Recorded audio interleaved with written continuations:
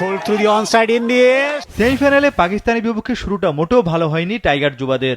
রিফাত বেগ 14 রানে আউট। বৃষ্টির কারণে ম্যাচ কমিয়ে আনা হয় 27 ওভারে। Edge is found. Catch is taken. Jawad আবরারও টিকতে পারেননি। এই ওপেনার আউট 9 রানে। পাওয়ার প্লের 6 ওভারে বাংলাদেশ যুবারা তোলে 2 উইকেটে 24 run. There you go, more evidence of that. এরপরই কালাম সিদ্দিকী ও আজিজুল হাকিম হাল ধরেন। 11.5 ওভারে দলীয় স্কোর 50-তে পৌঁছে। তবে 13তম ওভারে 2 ব্যাটার বিদায় নেন। Oh! আজিজুল হাকিম 20 ও কালাম সিদ্দিকী আউট 8 রানে। এরপরই আসা যাওয়ার মিছিল। টাইগার যুবারা 73 রানে 6 উইকেট হারিয়ে চরম ব্যাকফুটে যায়।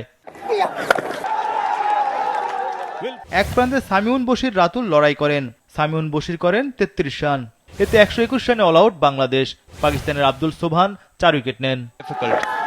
This time it's gone. 122 রানের টার্গেট দিয়ে প্রথম ওভারে উইকেট আদায় করে বাংলাদেশ। হামজা জাহুরকে শূন্যতে বিদায় করেন ইকবাল ইমন। শুরুর সাফল্য মিলিয়ে যায় দ্রুত।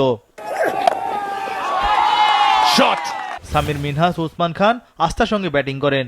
বোলিংয়ের সুবিধা আদায় করতে পারেনি টাইগার যুবারা। প্রথম 6 ওভারেই পাকিস্তান তোলে 54 রান।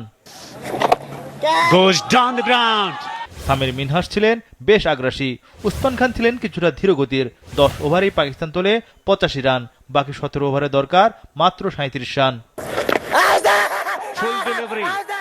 ওসমান খানকে 27 রানে ফেরান সামিউন বশির। আরেক প্রান্তে সামির মিনহাস 37 বলে 50 তোলেন। 12.4 ওভারেই দলীয় স্কোরবোর্ডে 100 run. He'll go for a big shot. Cuts fiercely is found. Samir Minhas অপরাজিত ছিলেন 69 রানে। এতে 63 বল হাতে রেখে জয় তুলে নেয় পাকিস্তান। 2017 সালের পর ফাইনালে উঠল Pakistan যুবারা। 69 not out, making sure that he sees